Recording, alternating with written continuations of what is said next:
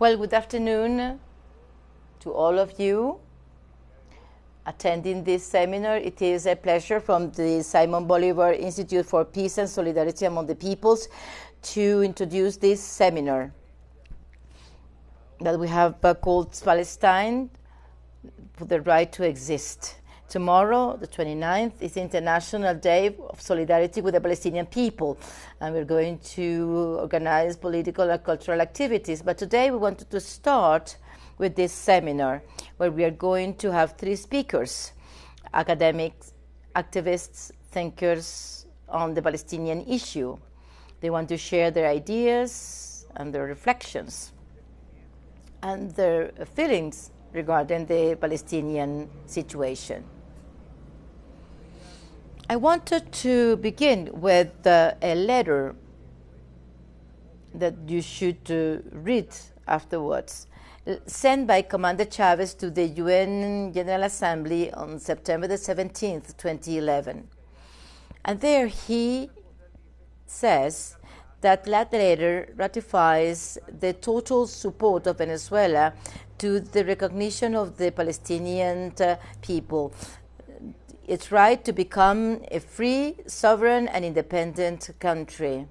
He says, resorting to some of the key issues in this field, when he says that against those who say that what happened to the Palestinian people is not a genocide, he refers to the loose philosopher. It's like the Palestinian people should not exist, but never existed. It's like talking about the ground zero of genocide, to decree that the people has not existed, to deny the right to exist. He denounces the situation in Palestine.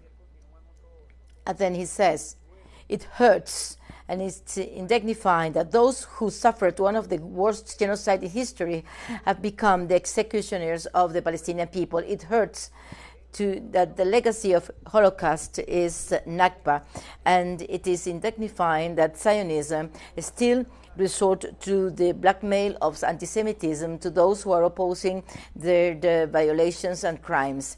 And he mentions Zionism as a racist vision of the world, which is very important, that we need to stress.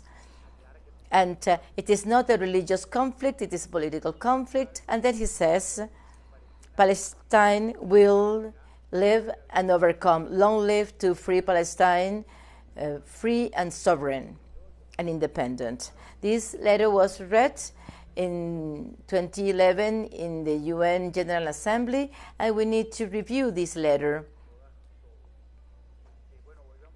We're going to start with our first speaker, Jamil Abu Saada, Palestinian. He resides in Spain. All his life he was a public functionary, professor of the Alcalá University, president of the Hispanic and Palestinian community in Spain, member of the board of directors of the General Union of Palestinian Communities in Europe, and is responsible for the relations with the European Parliament. He is a father, grandfather, and olive grower, which is very important. And in the end, we will see something related to the olives.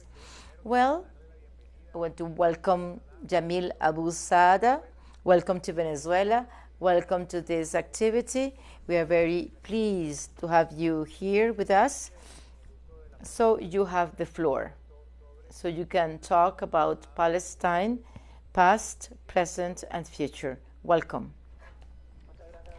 Thank you, Guillermo. It is indeed a pleasure to share with you from Spain, and hopefully one day we can be in Venezuela together to feel the warmth of the people. I send greetings very cordially to the Venezuelan people and to the government of President Maduro. What you are suffering, what you are confronting against the actions of the US empire, this is very strong. pretty much the same pressures that we receive in Palestine. Therefore, we are in the same trench, on the same side. We fight together in order to defeat imperialism.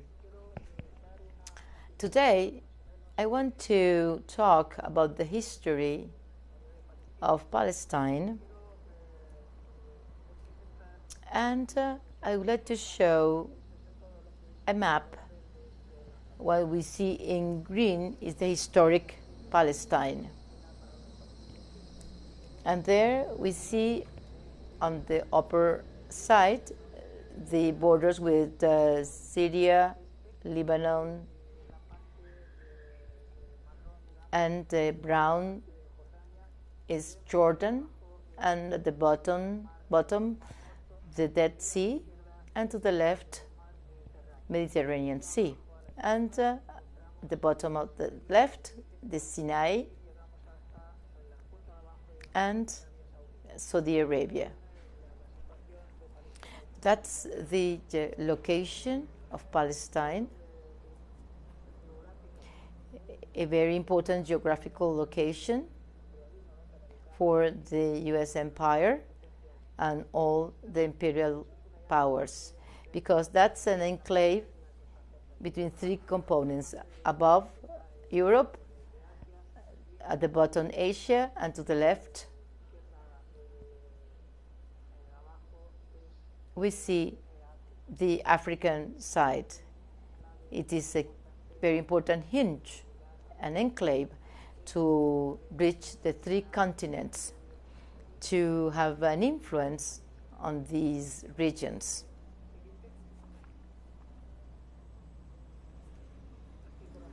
Here we see Palestine located among these neighboring countries. At the core, as I said, the Jordan River, Syria, Jordan, and to the west, the Mediterranean.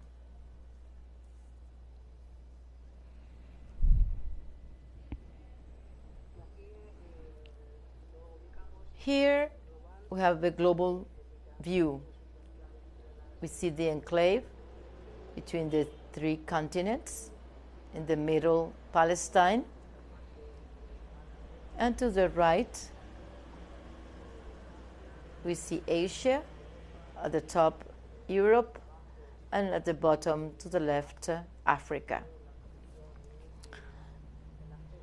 So the access of Palestine to this continent is very important. Palestine has 27,000 square kilometers from the Jordan River up until the Mediterranean, from north to south. And this surface, out of this surface, Palestinians rule 22% of this territory.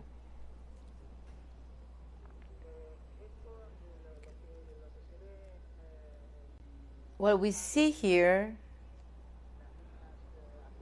in blue, according to the British mandate, when it was occupying Palestine between 1922 and 1948, it corresponds to Palestine at that time. But the historical Palestine plus the Jordan section and small territory belonging to Syria, that was for them Palestine. And Zionists trying to claim and vindicate Palestine with that surface, and not only the historical Palestine.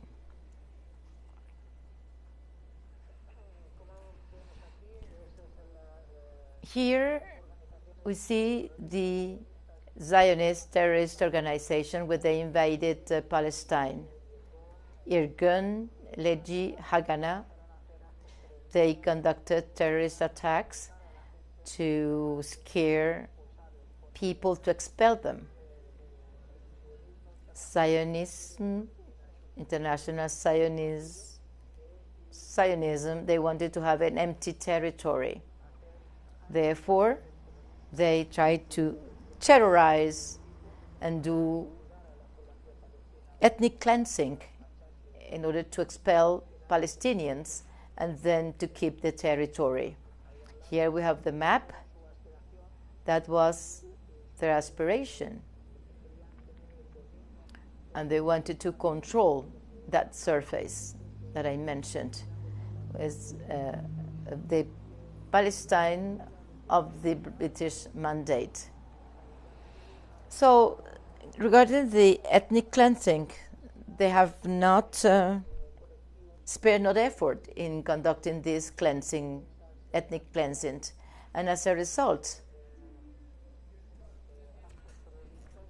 of the terrorist attacks in 1948, they expelled more than 800,000 Palestinians. That's the number of refugees that we find in Syria, Lebanon, Jordan, in the West Bank, also in Iran, Iraq, as a result of the aggression of the Zionists against the Palestinian population. And at that time, in 1948, they have raised more than 500 small towns. And today we are trying to rescue the names of those towns and villages.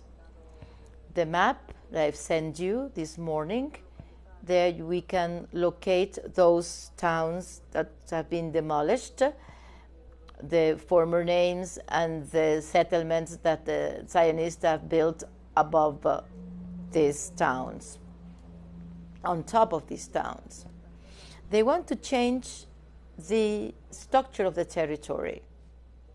They try to demolish the architecture, the Palestinian architecture, and replace it with the European architecture to change the image. So it looks as a European country. Because the purpose, the project of Israel in Palestine is a European project. Remember the famous summit of Henry Campbell, the Prime Minister of England in 1907. Well, he summoned 7 countries to discuss this project: Great Britain, France, Holland, Portugal, Spain, Italy. The idea was to study the distribution of the influences in the Near East. The project of Zionism is not recent. It dates back to 1914, when the Ottoman Empire was occupying the Near East. The Allies, Great Britain, France, and their allies, they wanted to defeat the Ottoman Empire in order to increase their influence in the region. Why? Well, because the Near East, this Arab region, is rich in minerals, oil, in fertile lands, and also it has a very important role, because they speak the same language, the same customs, same religion, same geography. They are not natural borders. It is a single nation, basically. So they considered that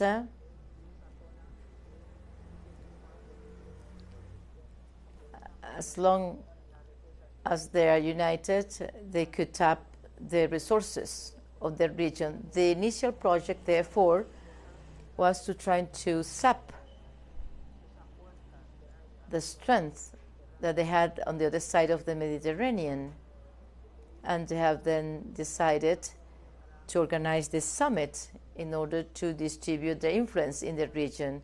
And as a result, they have distributed the influence. We have Syria, Lebanon, the north of Africa given to France, Italy with Libya, and the rest, Palestine, Jordan, Iraq, and the Gulf countries, they were given to Great Britain. So in the First World War, they promised freedom to the Arabs, but the independence didn't arrive once the Ottoman Empire was defeated. They were tricked, they were fooled. They did not fulfill the promise with the Arab leaders. So after the First World War, and with the distribution through the Campbell Conference, we had the Sykes-Picot of 1916 to reconfirm the agreement of the distribution among themselves of this territory. And then in 1917, with the Balfour Declaration occurred, according to which it was possible to create a national homeland for the Jews. This was the payment to the Jewish community and the Zionism that helped them during the war. It was the compensation. And as a gift, they promised to give that piece of land for them to create the national Jewish homeland. Now, we know that at that time, there was a persecution of the Jews in Europe. So they decided to send the Jewish people to Palestine, and at the same time, will constitute a barrier between the Arab world and us. And that's the role of Israel today, with all its potential, doing the bidding of Europe and the US.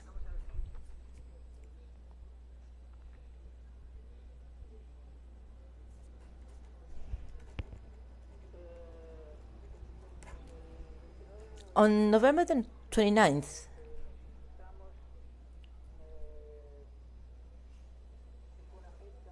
it is a date, and some people do not know why. It was declared by the UN General Assembly as the International Day of Solidarity with the Palestinian people. Why? Why that day? Well, because on November 29th, 1947, the General Assembly of the UN approved the resolution 181, or what we call the partition of Palestine in two states, Israel and one for Palestine, for the Palestinian, and Jerusalem under international tutelage. Israel received of the Palestinian territory, they received 56% of that territory, and they gave 44% to the Palestinian state. But Israel was not happy with that surface of 56%. They want to have more, because their objective is to have the whole territory for them. Therefore, they launched this war against the Palestinian population and the confiscation of more territory, and today they only have the West Bank and Gaza in the hands of the Arabs, under the Egyptian tutelage in the case of Gaza, in the case of the West Bank under the Jordanian tutelage. So the UN considered that they made a mistake in accepting the partition of Palestine, and they tried to compensate this with the symbolic declaration of November the 29th every year of the International Day of Solidarity with the Palestinian people. And that is why we commemorate this day, and this started in 1978 because it was declared in December 1977. So that is the background and the origin of this commemoration on November the 29th.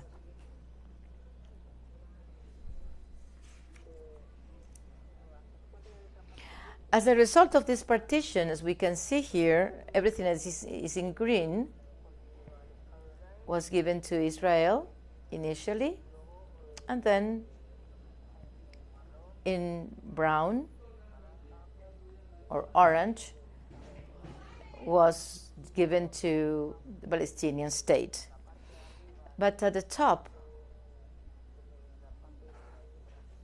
in the Sinai, it has been annexed to Israel, and now they only have the West Bank and Gaza today as separated entities.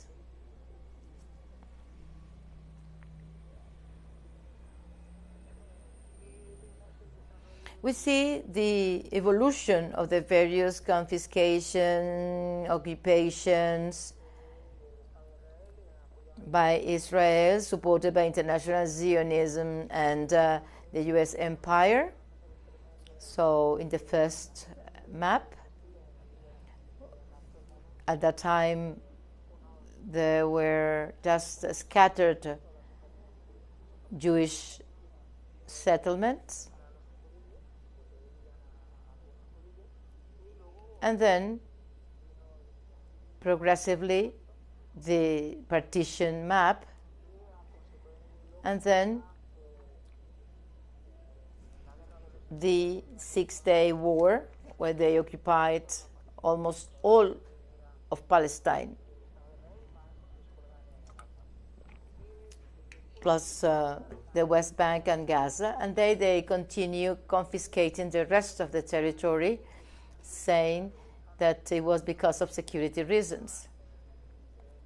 They occupied territory and seized land on a continuous basis. So only 22% of the total territory is in the hands of the Palestinian state.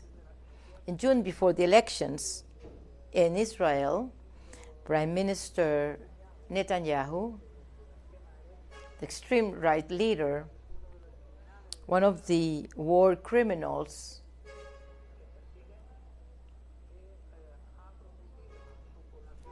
he promised the settlers, which is the electoral base of Netanyahu, to annex the Jordan Valley, which is 30% of the Palestinian surface. And it is the east border of Palestine. If it is annexed, then that border will practically disappear. And 60% of the agricultural production of Palestine stems from that territory. In case it is annexed, the Palestinian population then will lose that important resource.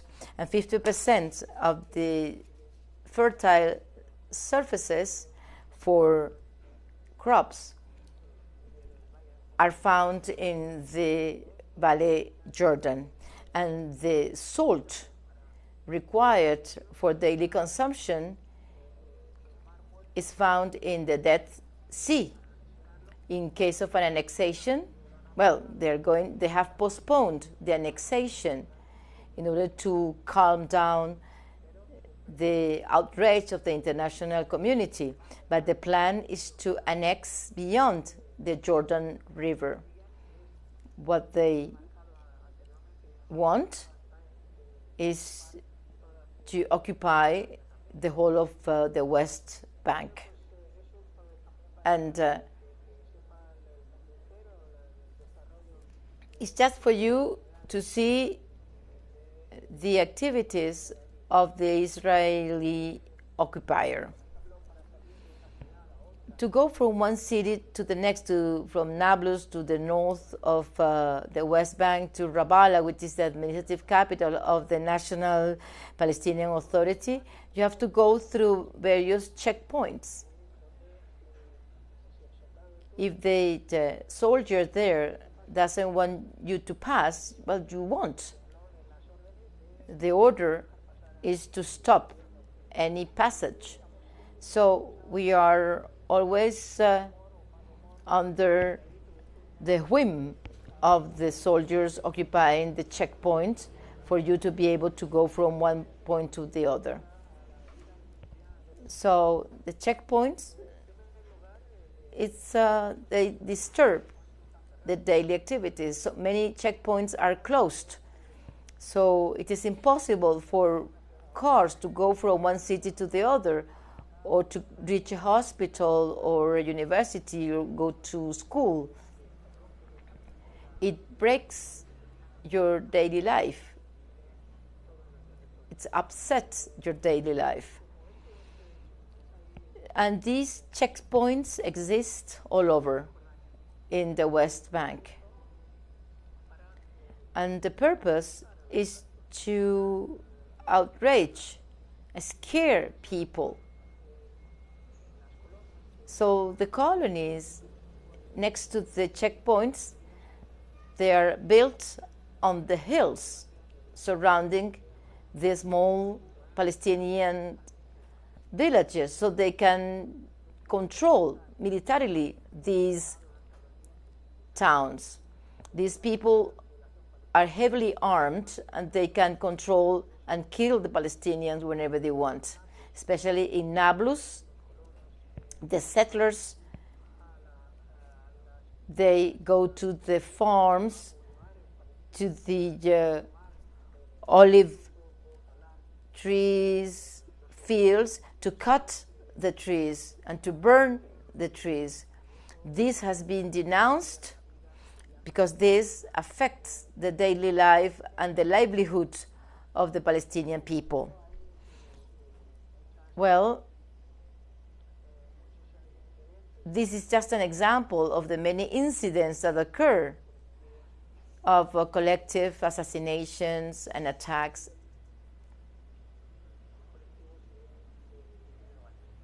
against the Palestinian population.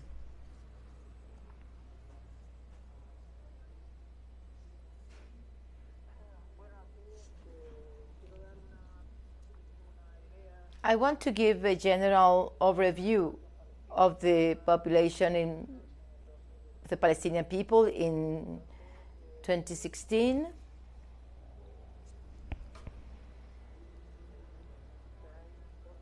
We have 12,349,000 Palestinians around the world.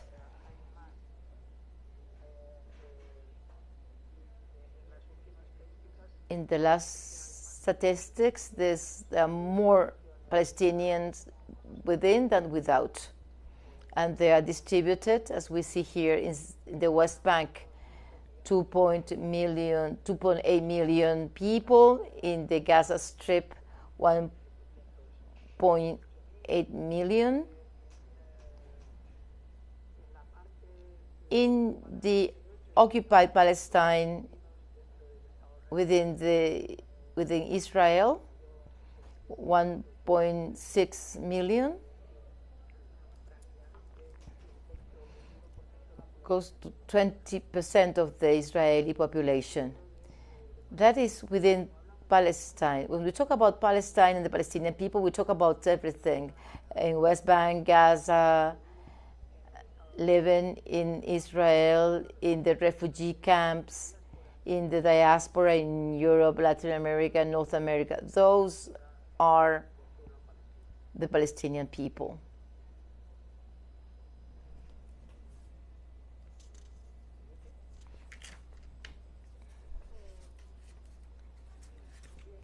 Well, I've tried to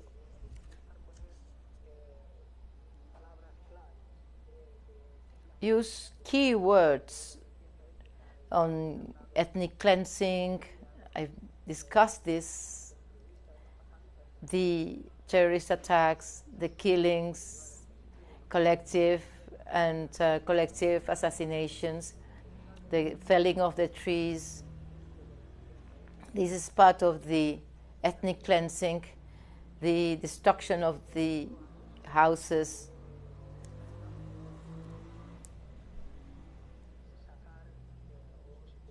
with the purpose of expelling 800,000 people who are today the refugees. The occupation, the movement of the Palestinian people. Well, they're trying to prevent the free movement and to hamper this free movement and attack the population in various ways.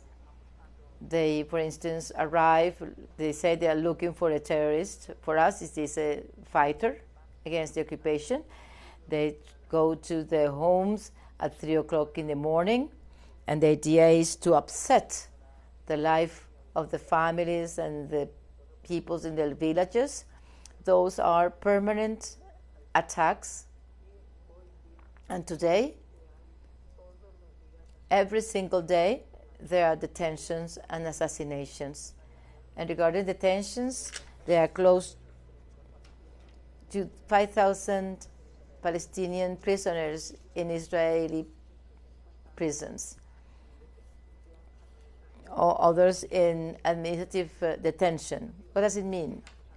Well, without charges, without trial, they are detained for limitless periods of time, normally 6 months. This happened with Maher El-Lahar, who has been freed today, a 49-year-old man. They accused him of being part of the Jihad Islamic, and he has been detained since June up until today. And based on this idea of administrative detention, after a hunger strike, he has been freed, and today he is with his family in Guinea.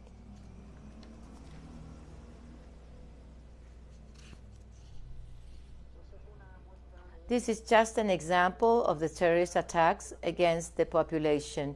Here we have this toddler, Dabashi, as a result of an attack of a settler in a town next to Nablus. Well, they burnt a house, and here's the image of the room, the bedroom burnt. The toddler was burned to death, and the parents died some time after. They only have a boy left alive with some relatives. But these are terrorist attacks, Zionist attacks by the settlers. Here, another attack similar that occurred a few years back. The father with the son, Mohammed, taking refuge, protection, and there was an attack and a crossfire between Israeli and the Palestinian, and an Israeli soldier murdered parent, the father and son. Both were murdered.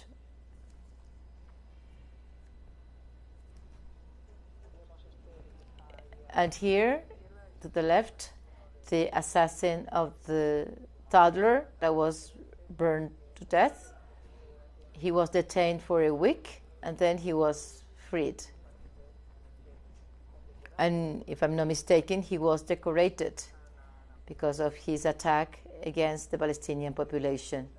They then foment terrorism against the Palestinian population. And to the right, it's like an atomic bomb. It's one of the attacks against the Gaza Strip that has been the victim of many wars since 2014, where there have been many dead, many casualties, 1,400 assassinations and more than 22,000 injured, and destruction of more than 50,000 housing units, and destruction and in other areas of the cities. Here, some Israeli soldiers searching in a house, always armed, heavily armed, and then the children just showed the Palestinian flag, and the message is, this is our home and you continue aggressing us. And to the right, the similarities between the attitudes of the Israeli soldiers and the US police force, how they killed, as George Floyd was killed, a child was murdered by a soldier, Israeli soldier, in the street, kneeling on the neck of the child.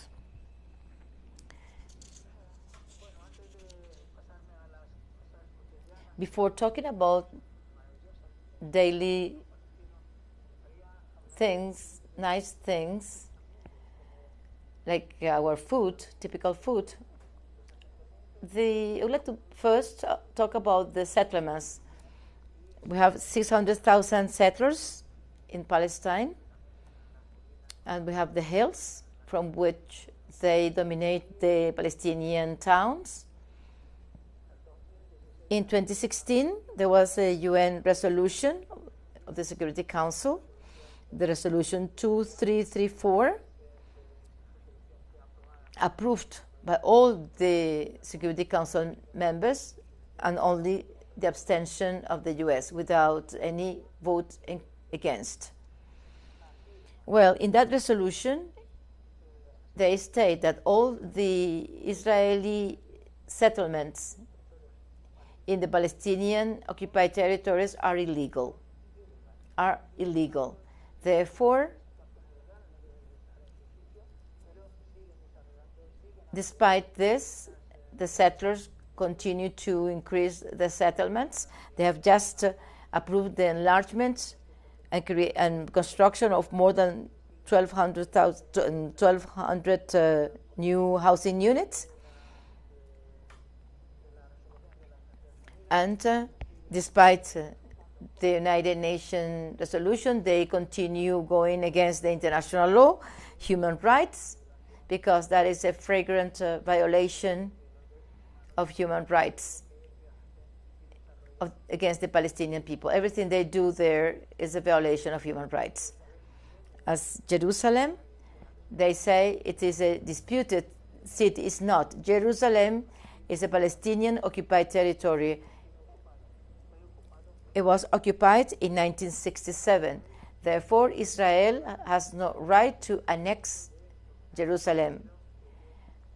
But because of the force and discrimination against the Palestinian people, they are changing Jerusalem. They are increasing their might there. They have, in 1980, they attempted through a law passed by the Knesset, they said that the unified Jerusalem is the capital of the state of Israel, and as a response to that law, the Security Council of the UN passed two resolutions, 476 and 478, condemning and rejecting that Israeli law, and they consider Jerusalem as a Palestinian occupied territory, and they call upon all the diplomatic nations to leave Jerusalem and to go to Tel Aviv or the suburbs of Tel Aviv. So the attempt to annex Jerusalem is, again, an infringement of international law and against human rights. Therefore, we always express our rejection against the Israeli actions in this regard.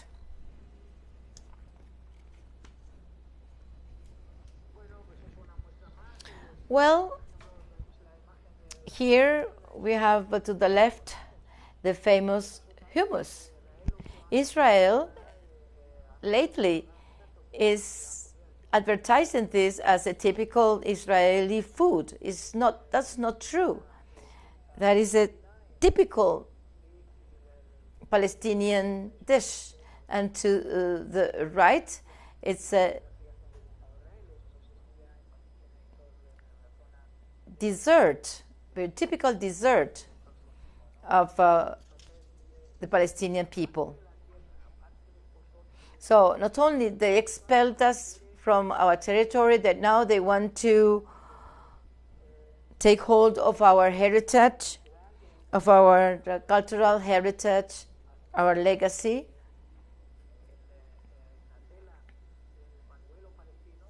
And they're trying even to use the tissue of our traditional symbols and say that those symbols are Israeli. So they are trying to falsify history and to falsify everything in order to attain their objectives. However, the Palestinian people are there. Palestine exists. Palestine will continue to exist. The populations or the towns that like Haifa, Acre, Jaffa, Nazareth, those are Palestinian towns since millennia. They do not have 71 years old like the creation of the state of Israel. They exist for millennia. They are trying to change the structure, the history, to say that those are Israeli towns and cities. I would like to insist that the conflict between Palestine and Israel is not a religious conflict at all. It is a political conflict. Palestinians are against the political movement, the Zionist movement, which is not because they are Jewish. We have Christian Zionists or Christian Muslims in the famous agreements, peace agreements.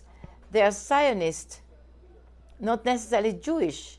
So the conflict is a political conflict. It is not a Jewish, it is not against the Jewish religion. Jewish people, European, non-European, they are fighting with us against international Zionism, against those who try to blackmail, saying if you attack Zionism, then it means that you are anti-Semitic. That is totally false. But they use their political and military power. They're trying to falsify history and to convince people in this manner.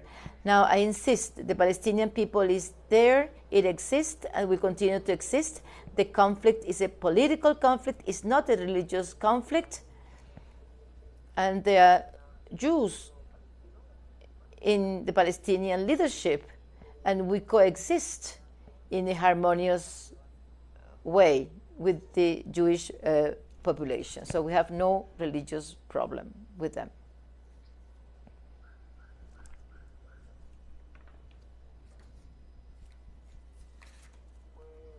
Well, this is it.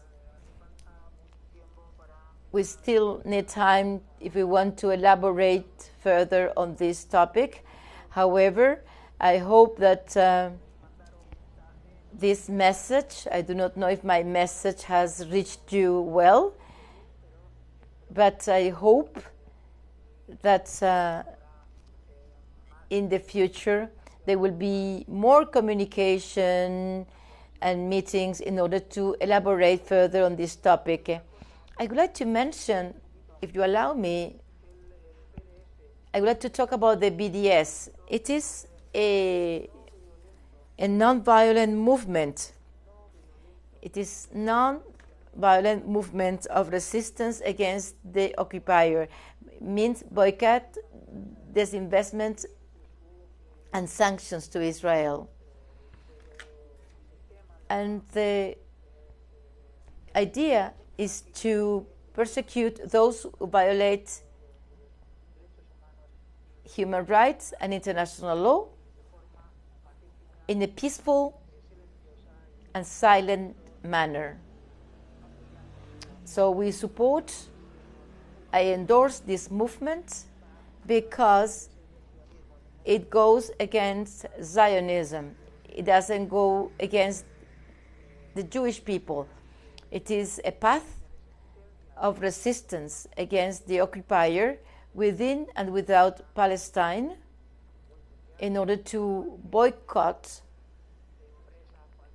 any company or product manufactured in the illegal settlements in Palestine, any product manufactured by a company that does not respect human rights. Well, I call upon Venezuela and the whole of Latin America to continue supporting BDS. And to conclude, our claim is to put an end to the occupation of Palestine, the return of the Palestinian refugees back to Palestine, the respect of international law, the respect of human rights, to dismantle the settlements since they violate international law. Therefore, this is what I had to say. Thank you so much and see you soon. Well, thank you very much, Jamil. This is a great beginning to our seminar because we want to put in a context the existence of Palestine and the meaning of Israel in that territory to counteract the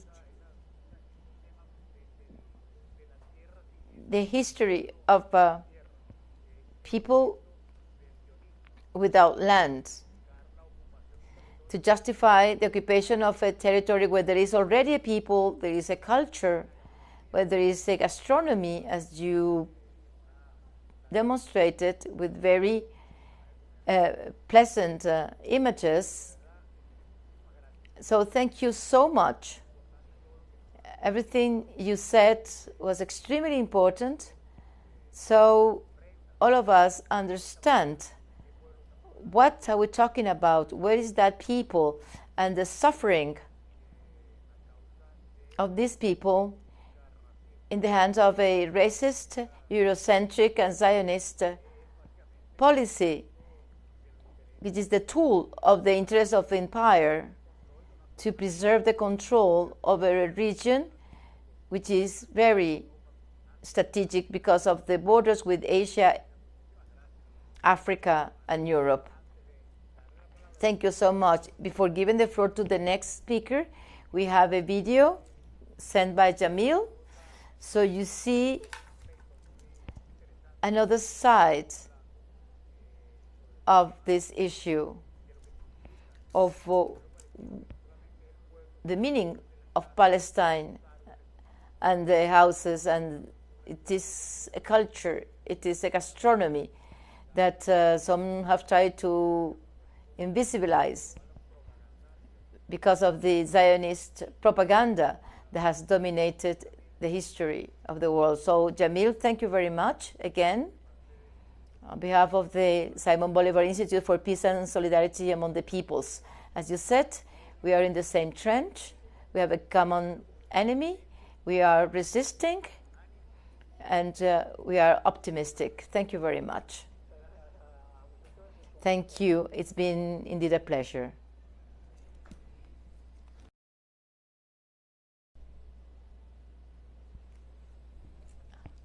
Hi, good afternoon. I wanted to take this opportunity to just to show you the olives and the collection of olives and the importance of the olive tree to the Palestinian people. This is my home. I have a few olive trees. This is just for fun that we have these trees, and then to collect, harvest a few olives that we can have at home. So these olives, these olive trees, are very important for the Palestinian people because they derive most of them derive the livelihood from these olive groves. They sell the olives, or they manufacture olive oil from these olive groves for the consumption of the whole year. Regrettably, over the last years, the settlers are attacking these olive groves, sometimes to steal the fruit, and sometimes, which is even worse, to fell all the olive trees.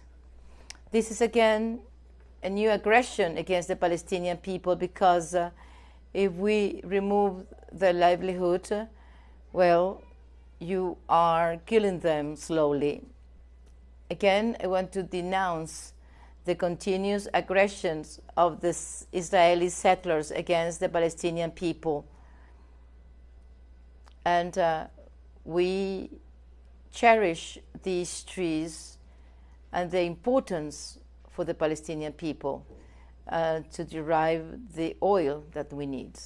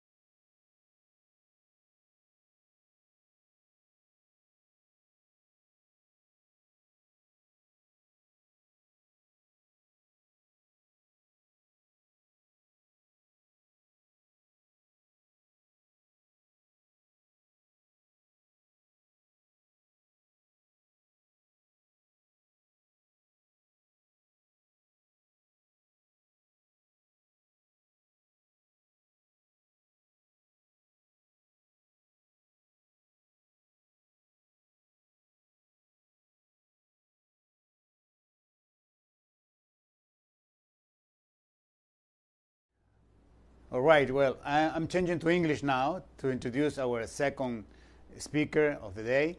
We are very, very pleased to welcome here Dr. Hatem Bazian. He's a lecturer in the Department of Near Eastern and Asian American and National Diaspora Studies at the University of California in Berkeley. He teaches courses in Islamic law and society, Islam in America, Islamophobia, and other courses like those. He's founder of the American Muslim for Palestine and author of the book Palestine, It Is Something Colonial. Dr. Bazian will talk to us, will share his thoughts to us on settler colonialism in Palestine in the age of neoliberalism. So welcome, Dr. Bazian, to Venezuela, to this seminar. And on behalf of the Simón Bolívar Institute for Peace and Solidarity Among People, we're very pleased to have you here.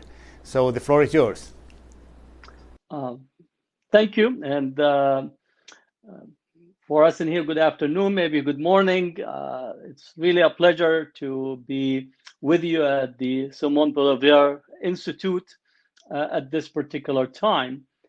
Both difficult time for us in Palestine, but I know also it's difficult time for the development in Venezuela at this time.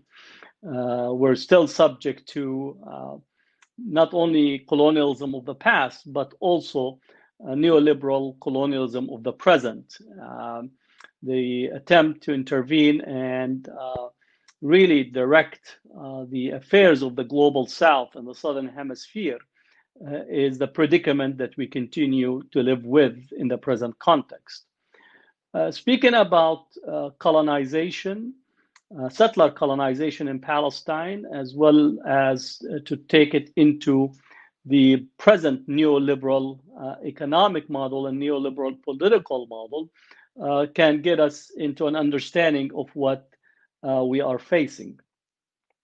One, we always have to make a distinction between colonization, motherland, and satellite colonies versus settler colonialism, as it relates both to access to land, the rights and the position of the indigenous population that is in that land.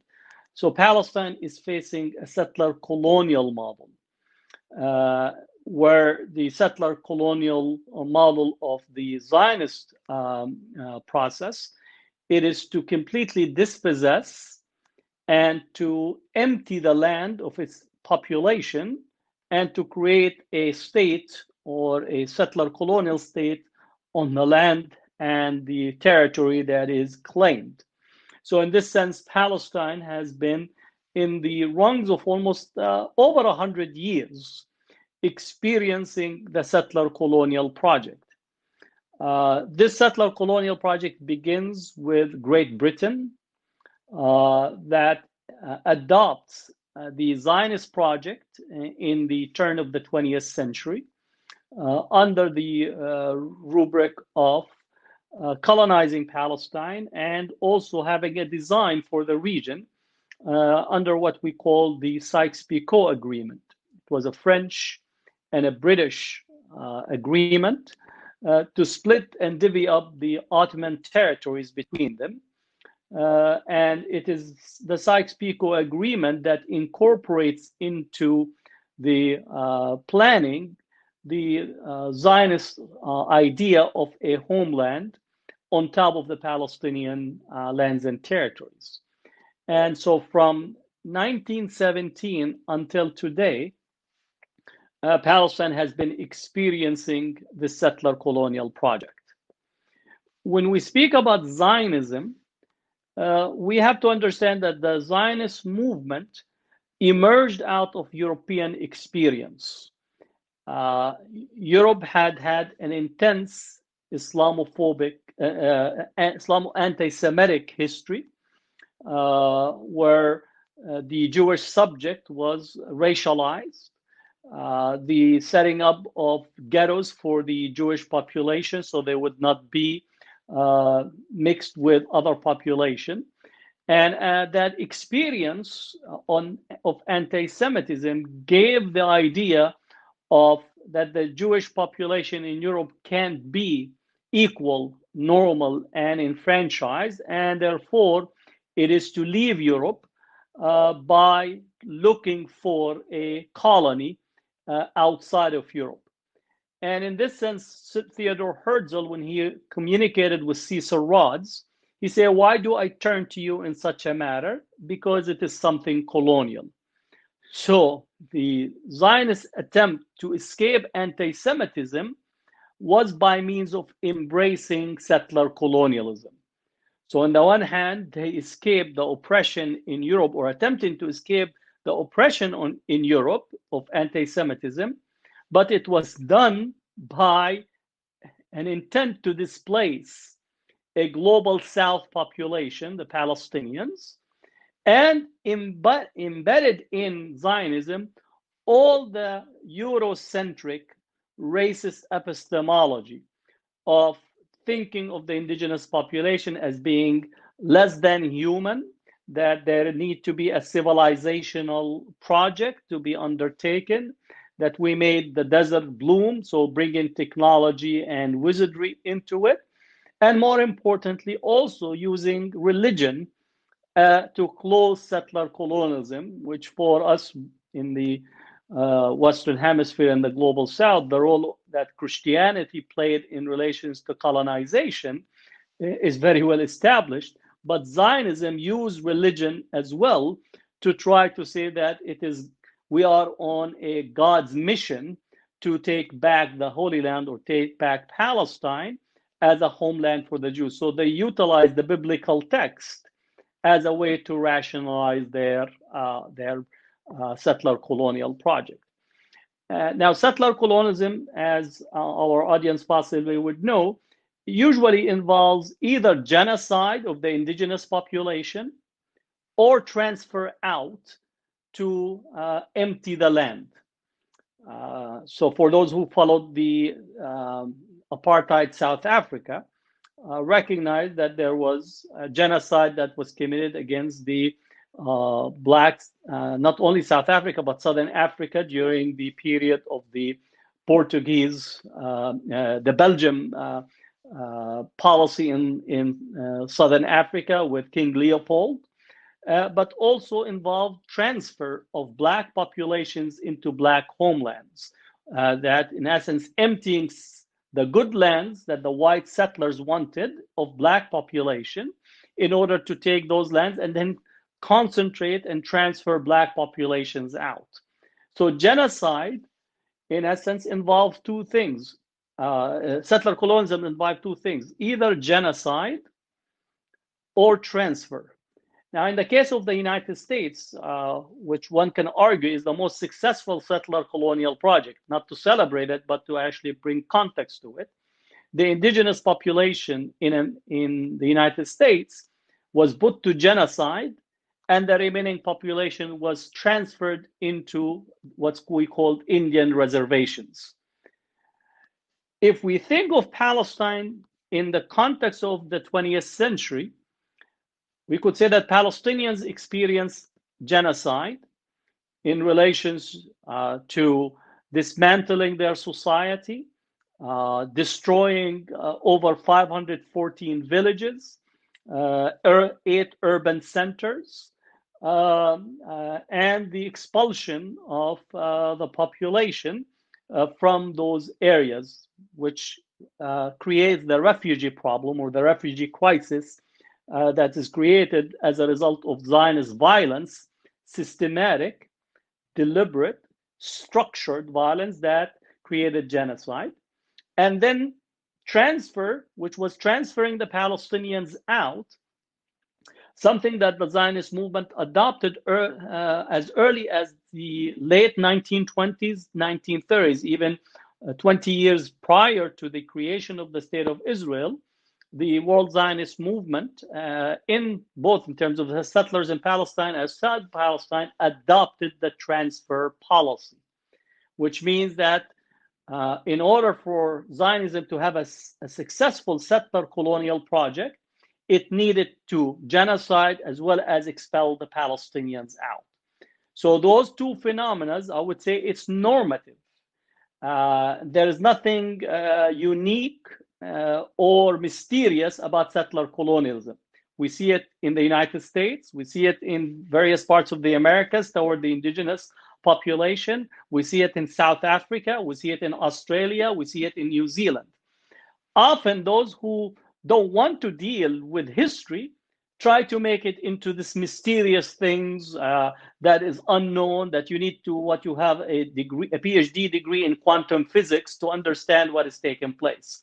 Quantum physics is mysterious and difficult subject, but settler colonialism is actually very easy to understand as it relates to the mechanism and what is being done. So Palestinians experience this process throughout from 1948 and then 1967 also, where in particular the United States embraced Israel at post 1967 more so because Israel defeated some Arab countries that were aligned with the Soviet Union. So Israel, in essence, during the British period, it fitted into settler colonialism and British colonial designs. Post 1967 war, Israel fitted into the Cold War, so it became a very important junior partner in the Cold War on the side of the United States and its allies in the region, in the Arab and the Middle East region, but also globally, because it was seen as a frontline state in confronting socialism, communism, relative to the Cold War, in particular, confronting Nasser of Egypt, checking the power of Nasser, as well as other countries in the region. So that can explain the close and intensification of relationship between the United States and Israel during the height of the Cold War. In the Cold War, Israel became an important strategic ally of the United States. And the United States provided Israel with all of its military needs, military hardware, protecting it in the international arena. And Israel's presence in the Middle East kept an eye on the oil resources, in essence, keeping the countries that have massive oil reserves in check, where the oil in the region is actually to serve both the United States economy, but also European industrial economy. So Israel, in essence, became an advanced state, both to confront and to counter socialism, but also to keep an eye on oil resources and guarantee those resources into to be flowing both into the United States, Europe, and their allies.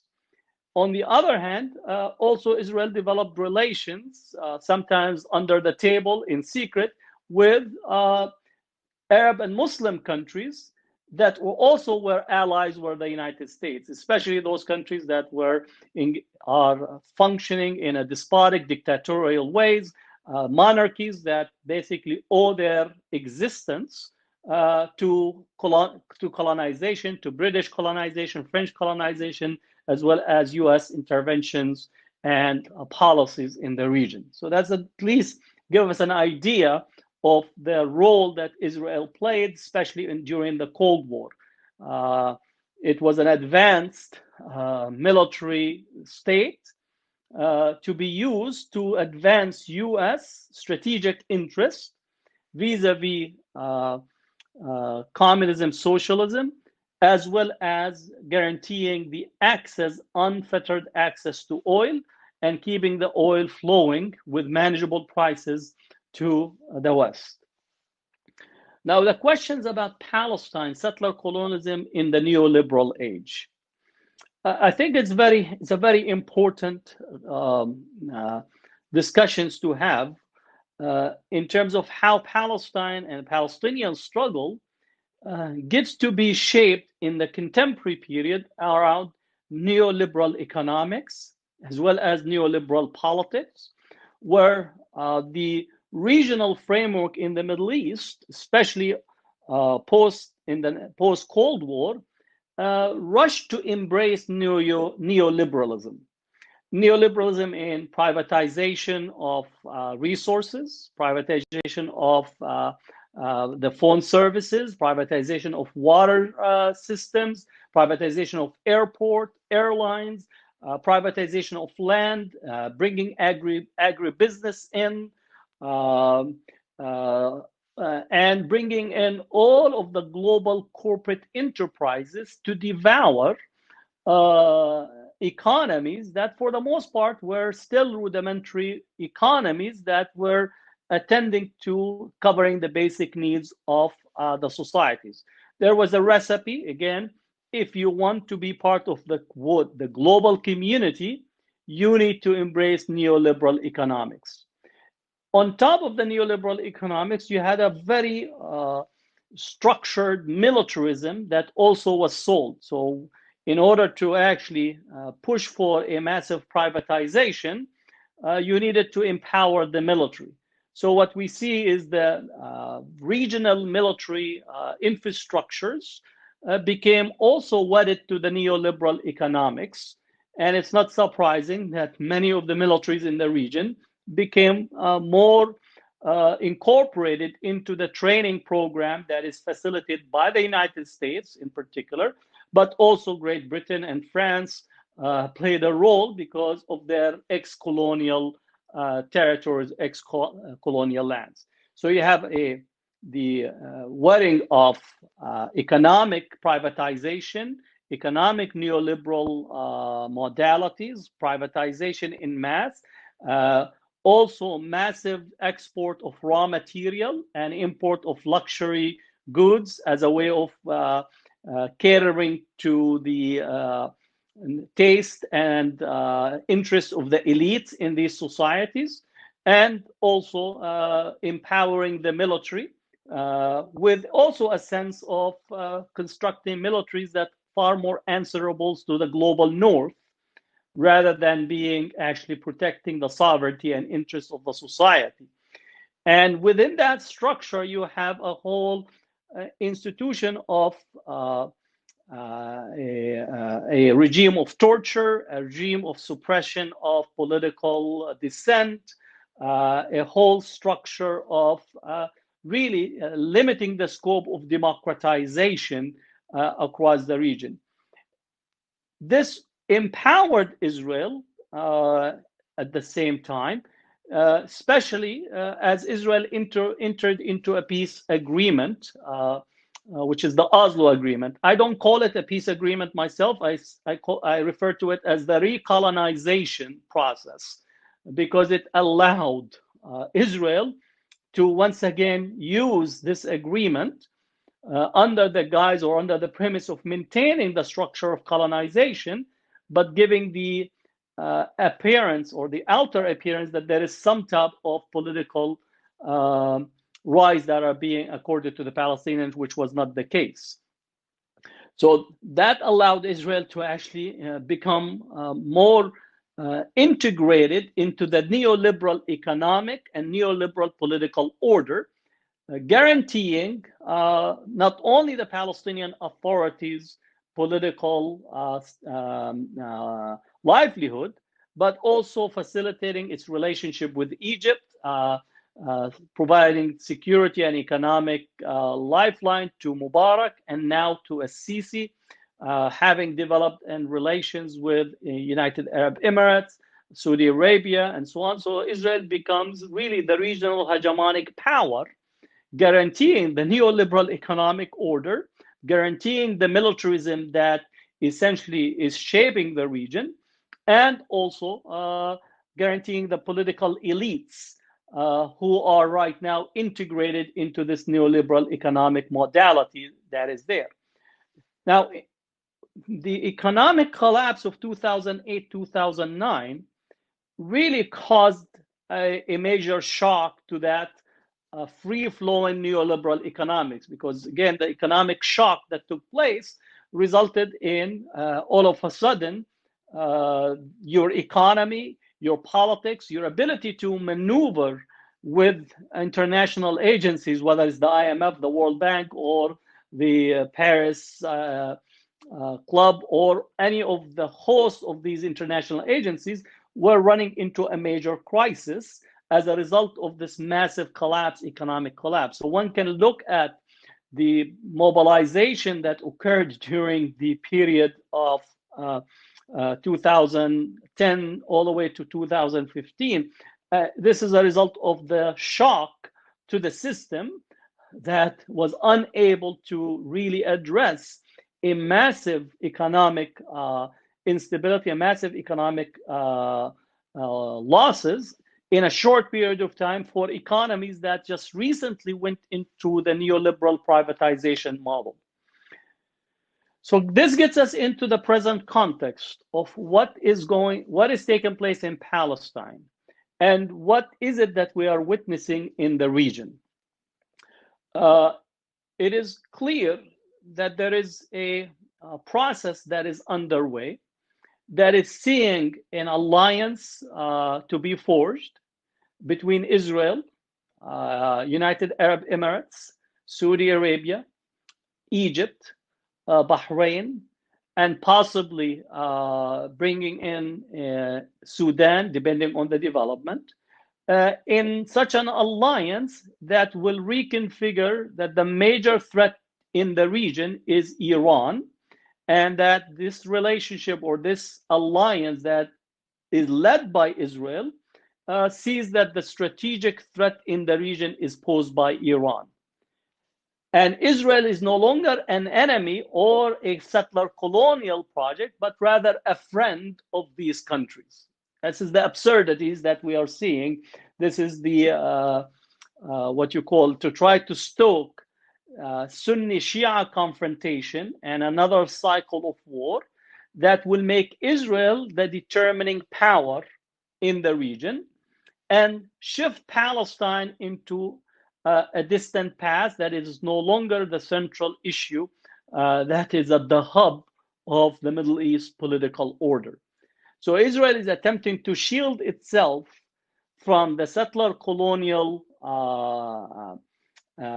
label and the mobilization of solidarity with the Palestinians by integrating itself into or fomenting a Sunni Shia confrontation between the Arab world and Iran. And if that confrontation takes place, then you could actually, Palestine will be completely lost as a cause. And in essence, you no longer see the Arab world putting Palestine on the top of the agenda, but rather the war with Iran or the possible war with Iran will be there. If that takes place, then you actually shape all the regional priorities toward neoliberal economic modality further. You will continue to absorb the oil resources and sell military equipment and hardware for both parties or for the region to actually kill itself into an ongoing, never-ending war, which we're seeing some part of it in Yemen and Libya. But this idea is actually to be almost at a larger scale if it actually comes to pass vis-a-vis the current dynamics. So that's how you explain the close normalization of relations between Israel and the United Arab Emirates. That relationship is forged as the alliance to counter or to confront Iran. It is nothing other than forging the structure needed for a new cycle of war in the near future. And this also explains the US selling mass weaponry in the region in a place where it's already having so many wars among people. So you're pouring gasoline on an already inflamed region that will prevent its development, that prevent its population from actually seeing their own self-determination, their own political rights, their own justice, freedom, and dignity. So neoliberal economics, in essence, you take the resources of the people, you take, in essence, all of their assets, you guarantee the military is on your side, and you sell them weapons to actually fight their next door neighbor. And in the meantime, they'll wake up without any resources left for them. So Palestine is, in essence, is at the crux of the issue, because the Palestinians, not the Palestinian Authority, the Palestinian activists are the ones that are pointing out what is taking place. They are actually saying to the Arab and Muslim world that we are experiencing a new colonial project that is masquerading as a war, as an effort to for development. There's an effort to counter terrorism while being terrorized themselves. So in this sense, we are the ones that are speaking to the current dynamics that is unfolding in relations to Palestine on the region. So that's what, for me, in essence, that we are still, it's a settler colonial project that from its inception was to try to take land and resources and expel the population. And today we are still experiencing that dynamic today, being sponsored and supported by the same actors that are intent on using the resources and the future horizon of the population. Lastly, I want to say that when the Great Britain wanted to take the territories in Palestine and the region, it was looking at guaranteeing the access to the Suez Canal and to secure its colonial possession in India and colonial possession in Egypt. That same dynamics today is, in essence, I always refer to it as oil for guns. And these guns are to be used regionally against people, against each other. So you sell your oil, you buy your guns, you kill each other, and you go through a new cycle time and time again. And this is, I think, what we need to understand, the settler colonialism, and the period that we are experiencing, and why Palestine is such a critical piece, because it has a disruptive factor, in essence, because it points to these contradictions and rallying both the regional as well as a global level to understand the dynamics that we are experiencing. So hopefully this at least gave a context of what the Palestinians and what Palestine is experiencing in the age of neoliberalism. And I continue to call for people to continue to support the Palestinian struggle. It is both a local and transnational, because it points at the contradiction to the global political order. Often people ask us, again, both as Palestinians and Muslims, you should stop violence. And I say, well, stop selling us weapons, because you can't be advocating peace while selling massive weaponry. The United States has 55% of the global arms sales. So while they advocate peace, they sell death machines that continue to kill and maim many populations across the globe. So thank you.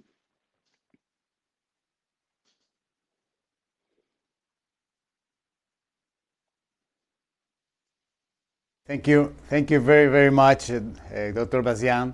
Dr. Bazian has given us important and key issues to understand or to approach the complexities of the situation in Palestine. I know many people are willing to learn more about that, and Dr. Bazian has given us a history from the beginning of the settlement of colonialism into Palestine, the concept of Zionism, something, a movement coming out of Europe, bringing the whole Eurocentric, modern, racist epistemologies of the Europe, and then put us in the context first under the British or French empires, American involvement in the Cold War, the role of Israel as a tool of U.S. interest in the region, neoliberalism and its privatization craziness, and the situation now. This new relation between the Arab monarchies and Israel, the role of Iran. So it has been very, very interesting, and fortunately we will have this recorded for all of you to listen again to what Dr. Bazian has told us today. And of course we keep calling everybody to support Palestinians, as a cause of for liberty, for freedom, for a new world of fairness. And so thank you, Dr. Bazian, very much for your thoughts and your words here. It's a pleasure. I look forward to visiting in person when things are getting back to normal. Oh, hopefully. You are certainly invited to Absolutely. Venezuela. Thank you. Thank you. All right.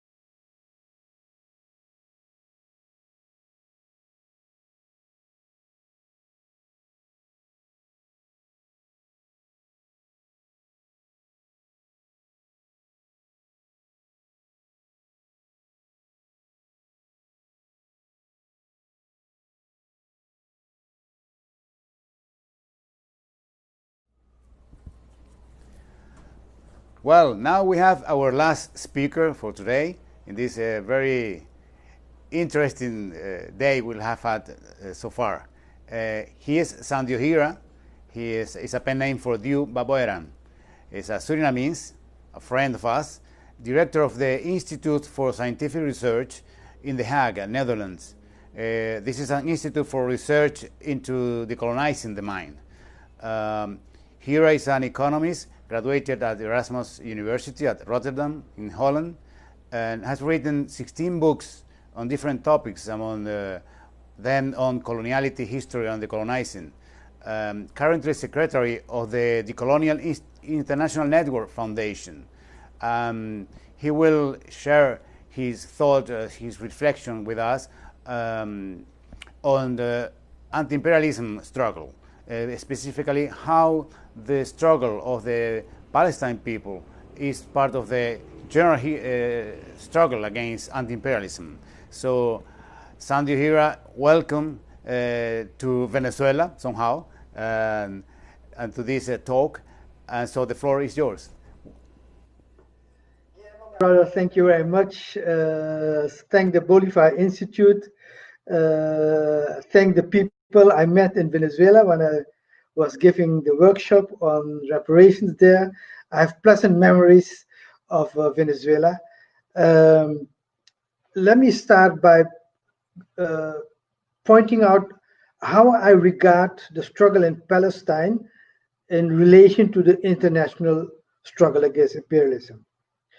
There, all over the world, there are many struggles going on, like in Venezuela and Bolivia. All over the world, you have anti-imperialist movement. Sometimes some struggles gain a specific value. Right? right? For example, let's take the Cuban Revolution of 1959, right? The Cuban Revolution, for the first time in history, broke the almighty power of American imperialism, who thought they could do what they wanted in their backyard, as they call the Caribbean. And the Cuban Revolution survived for so many years, for 60 years or more. And therefore, the Cuban Revolution has a special significance in the worldwide struggle against imperialism, as an example of how in the backyard of the US, people can still fight and maintain their freedom. At one point in time, the struggle of the Vietnamese people against imperialism in the 60s and 70s had a very special meaning. Why? Because the liberation of the Vietnamese people, the second liberation, I'm not even talking about the first one in Dien Bien Phu, where they defeated the French, and they are very proud of it. I was in Vietnam, I think last year it was, and I was in Dien Bien Phu. I wanted to see the place where General Giap defeated the French colonialists, and it's really impressive to see that, and to see all the memories and the museum that deals with it. But in the 60s and the early 70s, the Vietnamese Revolution had the specific importance of a small people bravely resisting hundreds and thousands of American bombs that they were having upon their head. They suffered a lot, and it led to the mobilization of a whole anti-imperialist movement all across the world. Wherever you went, whether it's India or in the United States itself, it generated a whole generation of people who mobilized against imperialism. So there are sometimes struggles that have a special meaning. Let's take South Africa, the apartheid struggle, the struggle against apartheid in South Africa. In South Africa, at one point in time, South Africa became the symbol of the anti-imperialist struggle, the mobilizations all across the world around South Africa, which suffered from apartheid from many centuries. That was the significance of South Africa, was that if you break apartheid in South Africa, you break a big chunk of the power of imperialism. That's why the Cuban help in defeating the South African forces in Angola was instrumental in defeating apartheid in South Africa. Now, it is within this context that I look at the struggle against apartheid in quote-unquote Israel. As the South African struggle against apartheid became a symbol of the struggle against imperialism globally, the struggle against apartheid in Palestine is getting that same significance. The Palestinian people are suffering for decades now since their land has been taken, and they have been brutally expelled from their land. They are oppressed in a horrible way. I visited Palestine, I think it was almost a decade ago, and I was there as part of a consultancy group that worked for the Orient House. And the Orient House was part of Fatah.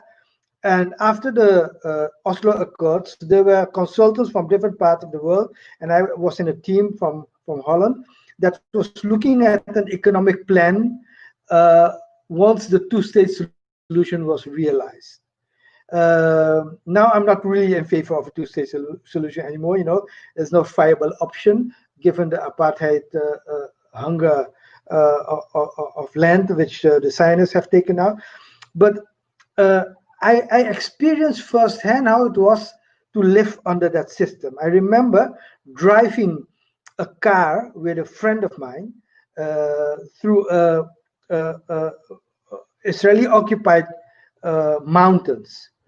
And we were driving, I think, and I just increased the speed, and the friend next to me just panicked. He said, you can't drive that fast because there are snipers on the top of the mountains who can shoot at you. At one point I was in a roadblock, and in my naivety I stepped out of the car, just to talk to Israeli soldiers to hear what's going on. But the guy held my arm. He said, just stepping out of the car means they can kill you. So that is what the life is of Palestinians, what I saw on the West Bank. And then I went to Gaza. It's a horrible experience. If you go to Gaza, there's a large tract of land where you have to go through, and you come at a checkpoint where they interrogate you. The Palestinians are every day humiliated in their own land. And then when you enter Gaza, it's like you're entering a big prison, because the Israelis, are surrounding Gaza. They occupied Gaza and they were defeated from Gaza, but still they have this blockade on Gaza. So I really feel the pain and the struggle. I can't feel it on a daily basis, and I can't feel it to the extent that they have had it. But I remember when I was there in Palestine, I thought to myself, oh my God, look how the Israeli apartheid system is treating our Palestinian brothers and sisters, old people, young people, infants. It's horrible. But the suffering of the Palestinian people under the last apartheid system in the world is now becoming a symbol of the international struggle against imperialism. It's not just a struggle against imperialism, which you have in Bolivia or everywhere. It is the last vestige of apartheid, and therefore the way we look at the struggle, and if you look at it now in the year 2020, you can think, oh my God, when will this end? But remember, if you were in 1990 in South Africa, you wouldn't think that a few years later the system would fall. So I think we need some imagination in order to understand that this system of apartheid, of injustice, is not sustainable. And if we say sooner or later it will fall, let's try to imagine what it will entail. First of all, the idea that you have a two-state solution is now completely unrealistic. There's no viable state anymore.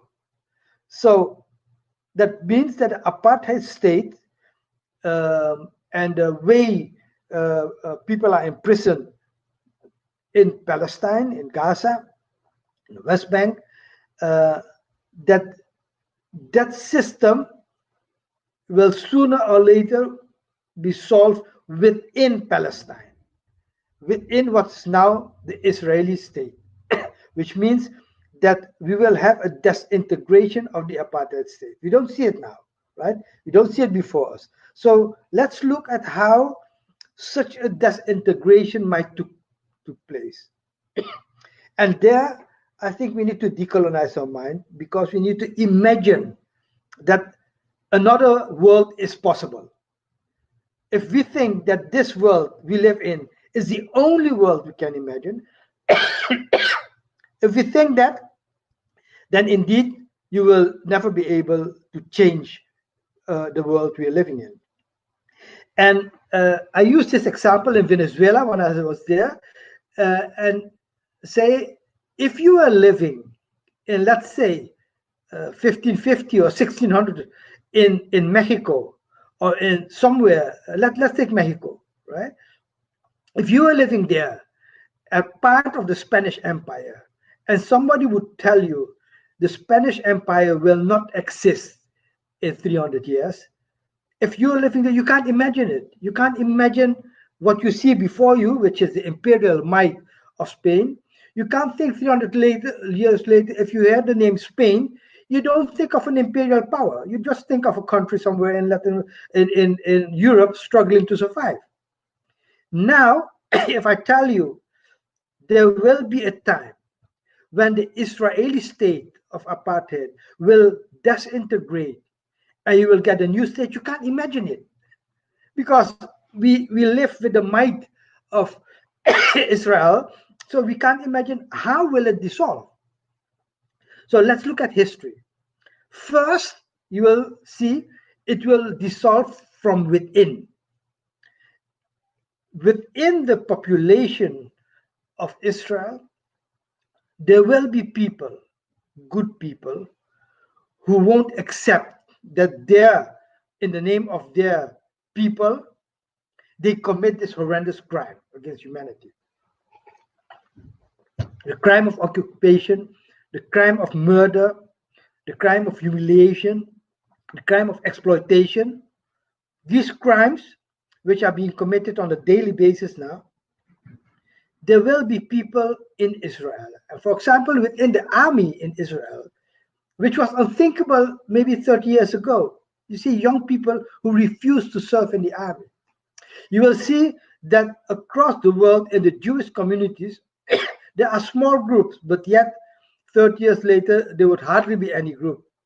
There are Jewish people now taking up the issue of the liberation of Palestine. So within the apartheid state, you will see forces that are going to mobilize, as they are doing right now as we speak, against the apartheid state in name of humanity. So that is one thing within the state. Then that state, that apartheid state, is being supported by the mightiest power, which are now mighty, which is Europe and the United States. But we live in an era where we see the decline of the West and the rise of the rest. That is what we are envisaging now. As we are speaking, we see that. So we see how in the United States, the disintegration is taking place in the United States. In the United States, we have a government, a Trump government, which was 4 years long the most ugly face of racism and backwardness. The government of Biden is the smart face of the same phenomena of imperialism. It's not a different thing, you know. And Obama was the black face of it. See, there are different faces behind the same phenomenon. Now, the decline of the United States and its power sooner or later will affect their support for Israel. So we will see that in the United States, 20 years ago, it was unthinkable that members of Congress would voice support for Palestine in the United States. Now there are members of the Democratic Party who came out of the radical left in the United States who are talking about Palestine. The Black Lives Matter movement and the Black movement in general in the United States has taken up Palestine as an issue. And across the world, we will see that the campaigns which are being waged, like the boycott and disinvestment campaign, the BDS, is taking more and more force in the different part of the world.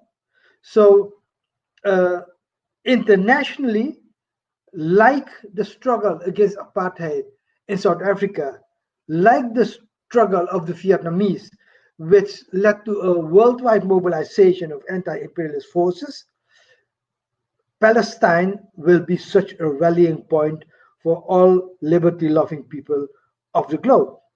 So the internal factors and the external factors will lead to further weakening the state of Palestine. And let me give you another thing. In Israel, they think they are winning. They think they are winning the struggle. Why? Because they have succeeded in getting openly the support of corrupt Arab nation, Saudi Arabia, the small Arab states. And decades ago, it would be impossible to have established relations with these corrupt governments, because even as they are corrupt now as they were then, they still listen and were sensitive to the sentiments of the Muslims in the world, which obviously are very much against what's happening in Palestine. So the Israelis think they are winning because of this, but in fact they don't understand that they are losing. Why? Look at the so-called Arab Spring, which is called Arab Spring because people came in revolt against dictatorships, and in the Gulf states and in Saudi Arabia, they have a structure of society where a majority of them are laborers, workers from outside. 70% of their population consists of workers who operate the hospitals, the industry, the construction, the airports. All these are not operated by indigenous Saudis or indigenous people from Dubai or whatever. So for now, these societies look stable because these workers have no rights and are not revolting. They come in, they earn a lot of money, leave in a few years' time. But there is repression going on. And these regimes are increasingly vulnerable. And the best example is the strongest among them, which is Saudi Arabia. Saudi Arabia engaged in a war with Yemen. And now Yemen has the ability to attack their oil fields and their airports. So we shouldn't be surprised that at some point in time, these developments will lead to the fall of those states. And when that happens, it will lead to the fall of the apartheid state of Israel, where they need to find a formula to live together in a one state, one pluriversal state in which Jews and Palestinians could live together. That will be a hard bargain for the future because we can't imagine that to be happening. But looking at history, when you have internal factors leading to the decline, external factors leading to the decline, it is possible. It is possible that a regime, even an empire, can succumb, can go down. And I think that is definitely what will happen with Israel sooner or later. We don't know when. And then there's a third factor, an important factor. If you look in the globe, there was a time when the Soviet bloc disintegrated that the liberals across the world thought that they had won. In fact, there's this Japanese American, Fukuyama, who wrote a book called The End of History, where he took this as an example and say, we are now at the end of history, capitalism has survived and won, and this system will be the dominant system all over the world, and every country will move toward that system. Now we are in an era where the decline of the United States is apparent and very clear to be seen. You see the rise of China, you see the strength of Russia, and in the so-called Middle East, in East Asia, it is Iran, which is the most important factor now. Iran had a revolution in 1979, That is what, 40 years ago. And Iran was able to survive for 4 decades, despite a war that was engineered by the United States, supporting Saddam Hussein, a very bloody war where they used chemical weapons to attack Iran. And at that time, the Iranians had no defense industry. Their technology was horrible. They were just in power. They didn't build a strong state. Today, they have a very strong state. They are not dependent on any foreign technology. And they are even able to support anti-imperialist movement across the world, as you know in Venezuela, what the meaning is of the Iranian support. So, looking at how Iran will evolve and the role of Iran in bringing down the Israeli apartheid system, that is something we should pay attention to. Because one thing they used, the imperialists used, was this terrorist group, Al-Qaeda, ISIS, Daesh, as they are called there. This group were funded, were organized, were set up by the United States. They established a base in Syria, and they established a base in Iraq. And in Syria, they engaged in a war. They almost succeeded in engaging in removing Assad. But due to Iran, due to the Russians, they were able to come back. They were supported by Turkey because the oil fields which they had captured, the oil were sent through Turkey. They were being sold to Turkey. This was a bloody war. The propaganda in favor of the terrorists didn't mention that they were supported by Israel. The wounded soldiers of ISIS were treated in Israeli hospitals. And the logistic support for them not came only from Turkey, came from the United States, came from Israel. And yet they lost. They didn't manage to capture Syria. In fact, they were driven back. And the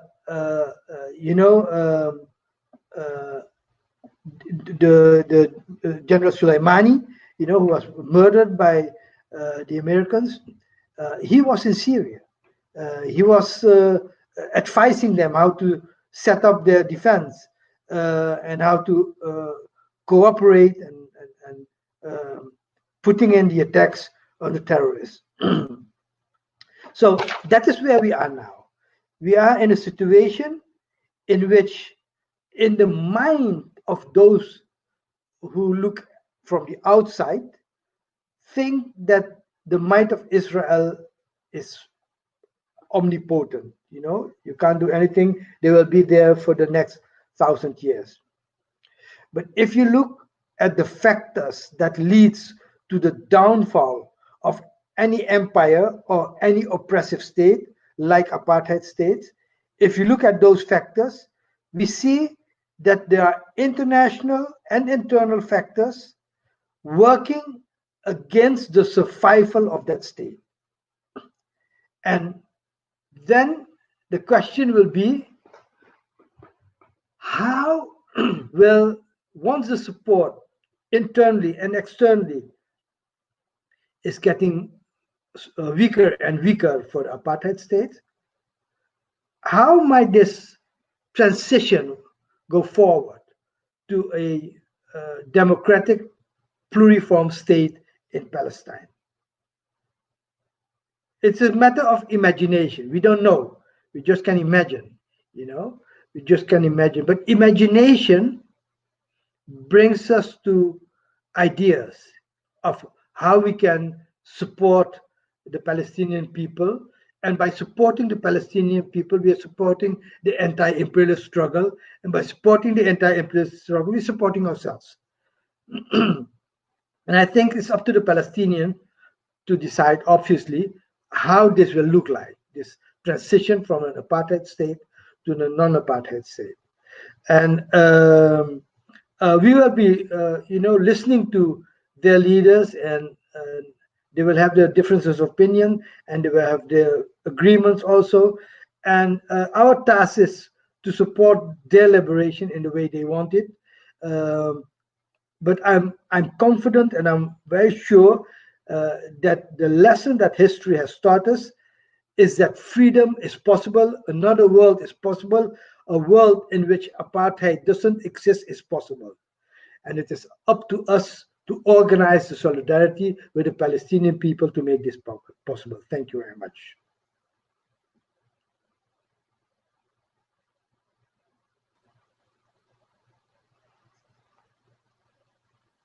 Very much, Sandio Hira. He has shared with us interesting thoughts, starting with mentioning Cuban Revolution, Vietnamese struggle as a symbol, as of struggle against the imperial powers, and talking about his own experience in Israel and Gaza, and then this interesting view, positive view, when he said we couldn't imagine the end of South African apartheid in 1990, and now probably we cannot imagine the end of Israeli apartheid. But the time for Israel apartheid to end is coming. It's coming, and it's coming because Palestinians are resistant people, resilient people. They're struggling, and they have the support of the good people of the world.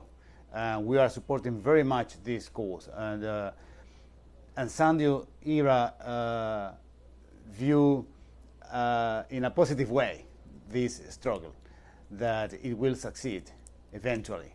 And thank you very, very much, Sandio, for your thoughts shared with us. And for the part of the... For the opportunity. Thank you. Well, the Institute, Simon Bolivar Institute for Peace and Solidarity Among People, want to thank our speakers today. It was very, very interesting, very enlightening day. And we will invite you all to connect tomorrow in our channel for a political cultural activity for the Day of Solidarity with Palestinian people. The Bolivarian Republic of Venezuela has supported this cause for years, and all our people are with Palestinian people. So we invite you all to tomorrow for this activity, and thanks very, very much all of you to have attended this activity. Thank you, and until tomorrow. Okay, thank you. Bye-bye. Bye.